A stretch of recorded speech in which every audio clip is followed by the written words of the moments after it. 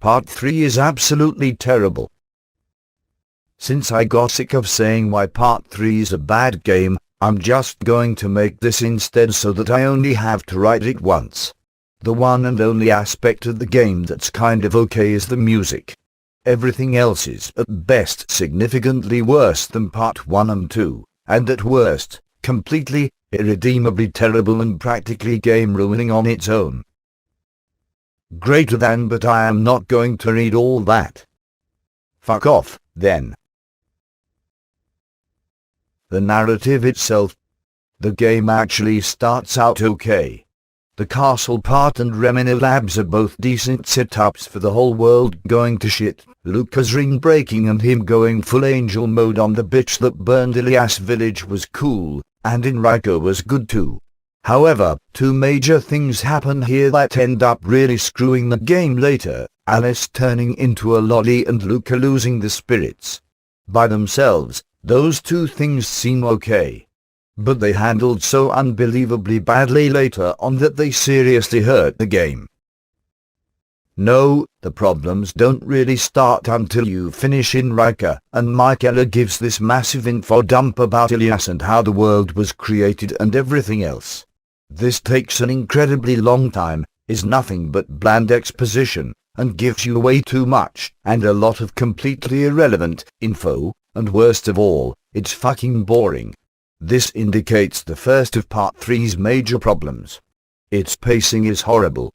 Part 1 and 2 did a good job of steadily building to a climax, and various minor climaxes throughout, but Part 3 is completely all over the place. There'll be several hours of absolutely nothing important happening, and then suddenly you're given 20 minutes of exposition. Or a character's tragic backstory is randomly shown, or whatever other cliched crap Torotoro felt like pulling out of his ass that day. We're also given another important plot point at Enrico. If Luca uses his holy powers too much, his human body will burn up, he will become pure holy energy. In other words, Luca will fucking die. This is probably one of, if not the single biggest problem in a game where damn near everything's a problem. Once again, on its own, it's fine. But the way it's handled later on absolutely ruins the whole game in a way that isn't readily obvious even after you finish the game. And I do mean it ruins Luca's entire story, not just Part 3. That's how bad it is. Lastly, any moral ambiguity from this point on was thrown completely out the window. Up to this point, it was shown that monsters themselves could be pretty damn evil when they wanted to be, and that Ilias just may have had a slight point. But once Michaela gives her big info dump, it basically becomes monster good, angel bad, while Alice acts obnoxious. From that point on, the only monsters that aren't totally good or just misunderstood are the ones working for Black Alice/Ilias. Alice I was stronger and superior to Ilias in every way and the monsters were better than everybody ever, Anyway, after Enrico, the game almost immediately takes an absolutely massive nosedive in quality, from which it never recovers. And it just seems to get worse and worse and worse. It's the part that even the most adamant defenders of Part 3 generally despise. The fucking spirit hunt. Before you do that, though, you have to go back to Iliasburg and Harpy Village. These parts are still okay, Queen Harpy, but still worse than what came before. Next, we get to Sintra. And what follows is quite possibly the most boring Armageddon ever recorded. Literally all you do for the next several hours is go to an area you already went to, watch a few forced, terrible scenes between random Setouchi monsters and some generic people, fight a couple bland monsters that serve absolutely no purpose, get your spirit back, read a terrible, 2-minute scene and then get a crappy version of her power back. Along the way, you get to read more terrible writing with dumb shit pulled from Torotoro's ass. Nitroid left a note, she must be honorable. See how everyone is magically working together because coexistence, Watch every important character slowly deteriorate, see characters below, and try your hardest not to fall asleep. This doesn't even qualify as filler. This is beyond filler. This is a goddamn insult to filler. What was the point of making part 3 longer than the other 2 parts if half of it is just shitty padding? The only interesting part that happens here is when Lacroix is revealed to be Chrome's sister in the mansion. That's literally it. And yes, that's right. The spirit hunt where pretty much nothing interesting happens is half the fucking game. Torotoro actually thought wasting half the game on this crap was a good use of what's supposed to be the game's climax, what parts 1 and 2 were building toward. Saying that part 3 is good but then saying the spirit hunt is bad is like saying FCI is good because of Grand Pulse. It does not work that way. What's after that? Not a lot. A couple labs, the sinner's prison, go to heaven, kill Ilias, the end. Anything that may have been of value here is completely ruined because it's paced just as pathetically badly as the rest of the game. A lot of shit is happening at once at a ridiculous speed, but none of it has any weight, and there's never a reason to give a shit about any of it. You already know it's going to end in the most hackneyed, cliché way possible. You know Ilias is going to be defeated, you know everything will be just fine, you know Luca won't die, or any other major, good, character, for that matter, and you know he'll end up with Alice. Any person, animal, or organism with more than 2 functioning brain cells at their disposal could have guessed that this would happen. Would it have been better if Torotoro had tried to pull something actually shocking? Depends on how it was handled, but it probably would have come off as being just as cheap as what we actually got. But regardless, because of the utter predictability any half-assed attempt Torotoro makes at being suspenseful or dramatic falls flatter than Vamp Lolly's bare chest, but without the sexiness. But even if you didn't know what was going to happen since the beginning of part 2, the way his dramatic attempts were handled are bad by any standard. Luca's holy power eating his body is mentioned like 3 times, and then Ilias makes it all better in the end with what can only be described as a literal deus ex machina. Everything else will get at best a 10-line scene or so in a random place with the generic sad piano music because feels. Even the final battle feels laughable to anyone who wasn't riding the hype train harder than Tamamo rides Luca's dick in her scenes. Each major character, after being absent for 90% of the game, shows up one by one, hits Ilias a few times, gets wrecked and then retreats. Repeat 6 or 7 times, and then you hit Ilias with Quad Giga. And that's it. MGQ Part 3. Literally the only thing that happened that couldn't be prescribed to Insomniacs is Chrome and her sister, and maybe Cyan's team. And then of course, some plot points were straight up ignored, never mentioned again, Sarah and Granberia, Heroes Proof, etc. Anyway, moving along. The characters. Greater than obligatory, my waifu my headcanon, paragraph here. Oh boy, my favorite part. Pretty much any major character that had anything resembling a personality changed for the worse. Much worse. Or the dialogue's quality deteriorated, to the point that everyone talks like they literally autistic. Not Arakan autism. I can't look people in the eyes and organize everything like it's a game of Tetris. Autism. Everyone talks like they have some social disorder, and it's all unbelievably awkward and stilted. It's not to the point where it gets outright creepy, but it feels incredibly off. Again, this was present in part 1 and 2 to an extent, but not nearly as bad as it got in part 3. It's hard to tell whether this is a problem with the game itself or the translation, though. Rogue himself admits he half-assed it. Can't say I blame him at this point. Anyway, Gloria's character derailment. Start with the Knights. Tamamo got the most screen team, so I'll start there. In part 1/2, she was a cute, playful lolly kitten who was also very old, clearly knew more than she was letting on, raised the monster lords since Alice 15. Part 3 comes along and then starts dropping hilariously unsubtle hints that she's one of those 6 ancestors that were first mentioned 5 minutes ago. So she's an ancestor, greater than my lolly. That's not really a problem. The problem is mostly with how she acts with regards to Alice. She literally went home a mysterious, wise sexy lolly to an Alice x Luca shipper and fanfic editor. Note, this is not hyperbole. It's also revealed that the only reason she entered the fight for the Monster Lord was to make sure Alice won. Why? Who the fuck knows, probably because her master Ali P's I willed it. This makes both Tamamo and Alice look like shit. And after seeing the bullshit the other knights not named Grambiria come up with, it makes you wonder if Alice ever should have been the Monster Lord at all. Basically, anything that made Tamamo a good character before is completely gone, and now, she has no character anymore. She's a fucking famekill / drone for the Monster Lords now. Alma and Granbiria, not too much say here. Elma suddenly became Bruce Lee out of fucking nowhere. That's beyond ridiculous on its own, but her character makes no goddamn sense now.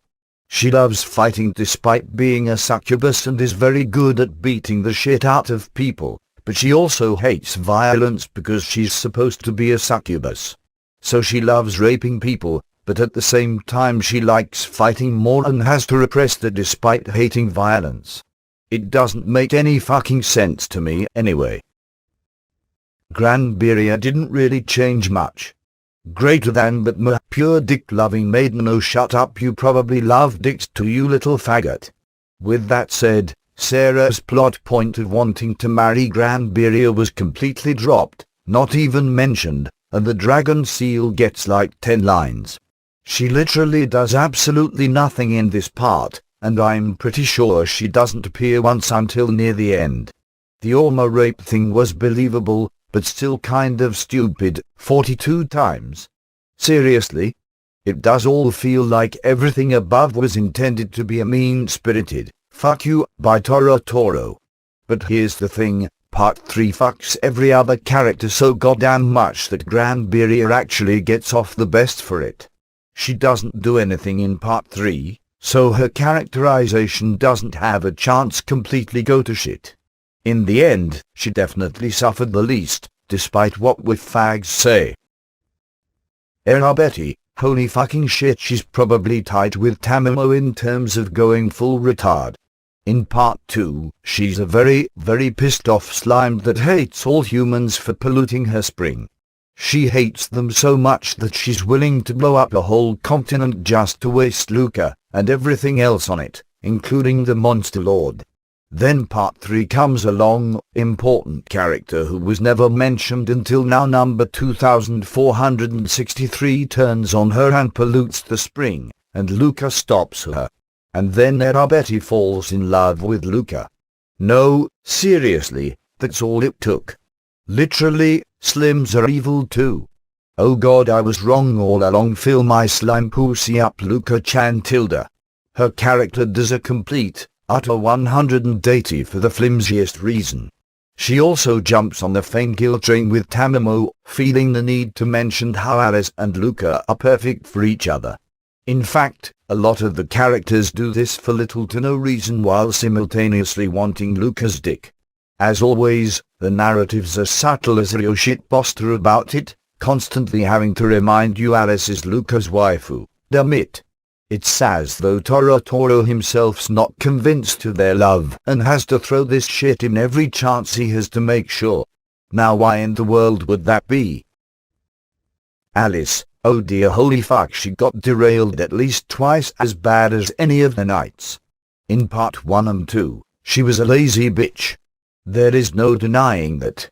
However, despite generally being a cunt and a half, she wasn't completely intolerable, and did show that she cared about Luca several times throughout the game. They even got a couple of sweet scenes near the end of part 2. So what does part 3 do with all that? Take the worst aspects of her character in parts 1 and 2 that she was supposedly growing out of, make her about 50 times more obnoxious and bratty while having everyone and their mother shill her at the same time. And as for her treatment of Luca, these 3 lines say it all. Greater than the cause of your damage is that holy energy eating into your flesh and blood. Greater than I heard from Michaela that there's no problems at all with your physical energy. Greater than, but a bigger problem is whether this body of mine can still excite you. That boy you blatantly fell in love with, that's literally killing himself trying to save the world while you completely useless? No, fuck that, bitch is hungry. If this happened to you and your girlfriend said that, you would want to punch them in the throat. Needless to say, Alice becomes a complete unlikable bitch and borderline Mary Sue tier thanks to the rest of the characters. But the characterization that messes up the story the most? Luca himself. He wasn't fucked with nearly as much, but what was changed actually ruins a large part of the story retroactively. In part 1 and 2, it's established that he's reckless and seemingly has a death wish to atone for what his father did. Alice has a similar problem, but does it because she feels guilty for ruining what her mother died for. Over the course of the game, Luca and Alice both come to learn that trying to sacrifice yourself for that is fucking stupid and that it won't achieve anything. Alice's self-destructive path is gone and of course never mentioned again. Luca learns that killing himself for what he believes in isn't the answer. And then part 3 comes along, he finds out his angel powers will kill him, and what the fuck does he do? Go on a self-destructive path, killing himself for what he believes in. As always, this in itself is not the main problem. It's obvious he had to make a tough choice when shit was going down, and that if he wanted to protect the people he loved, it might mean risking his own life. Again, the problem is how absurdly poorly this was handled. Alice blatantly ignores him, see above, the spirits apparently don't even know what's going on, and it's only mentioned 3 times until he finally burns up. The problem is that it doesn't even acknowledge that he pretty much reverted back to how he was in the beginning, just without Elias. All we see is his body getting weaker slowly over time, and then Elias conveniently saves him in the end. All of this could have still been saved, if Luca even acknowledged that he fucked up, but what happens after he's saved? Alice calls him an idiot, Salamander gets angry, hilarious. Basically, in part 3, Luca completely unlearns what he learned in parts 1 and 2, and the game just ended that way. He didn't learn anything. His entire character arc in part 1 and part 2 is completely pointless. So those scenes near the end of part 2, they don't matter now. In the beginning, monsters were raping humans, they didn't like it and Elias was manipulating everyone. In the end, monsters are raping humans, they like it and Elias is gone. Absolutely fucking nothing changed. Luca's entire personal quest was absolutely pointless. The end. Enjoy your game. Oh, and the spirits. They started with nothing and ended with nothing. No worse off like Granberia, basically. The porn. But wait. I hear you say. It's just an H game. The plot's not going to be that great. I'm here for the porn. Well, that's a good point, imaginary debate opponent. Disregarding the fact that the entire reason everyone praises this thing is for its plot, except that in part 3, 90% of the porn is completely unfappable by any sane standard. This is the part that almost everyone agrees with. Almost all of the angels are disgusting tentacle abominations. While I give Torotoro credit for being somewhat faithful to how angels were actually depicted, it does not change the fact that I'm allegedly supposed to beat off to this shit. All the monsters are, of course, revolting chimera things. What isn't a monstrosity tends to turn into one by the end. Everything has a final form. It's fucking moronic. Torotoro even goes as far as to force us to watch the Setouchi abominations fuck everything and devour little kids so he doesn't have to code a battle for them. As if it was something we absolutely had to see. The new art's generally uglier and less consistent than before.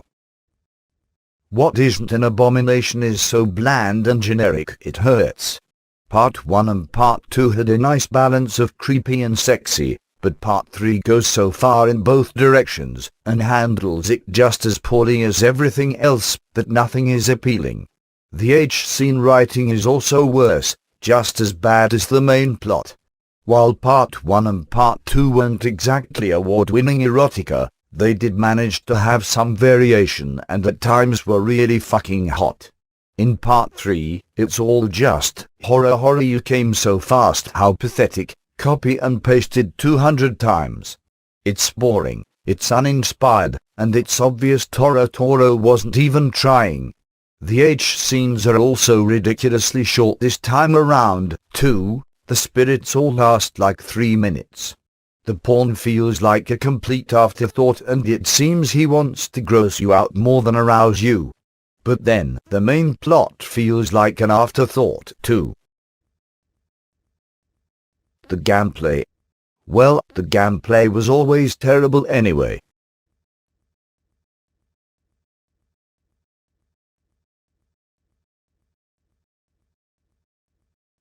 Oh, but what the hell? Got to have all my bases covered, right?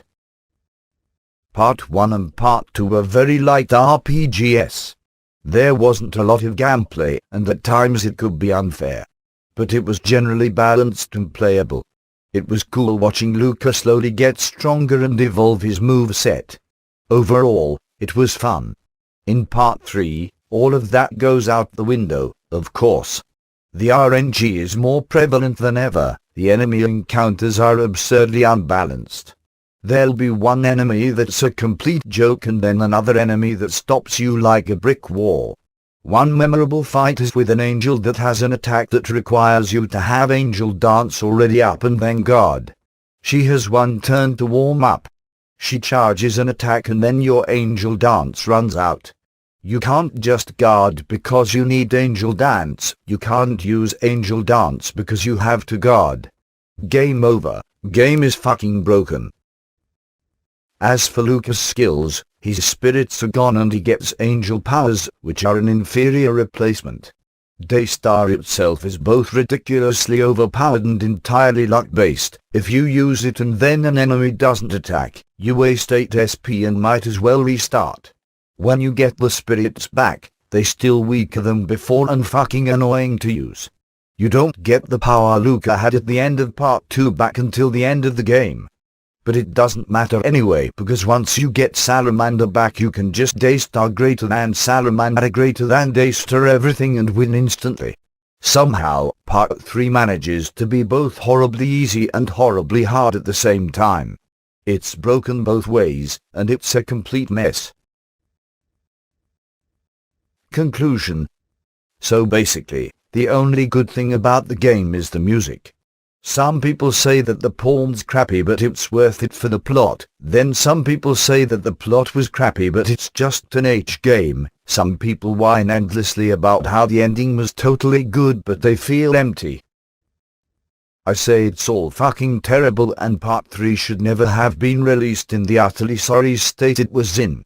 If it's an H game where the porn's bad, the plot's bad, the characters are bad and the gameplay's bad, then what is the fucking point of it?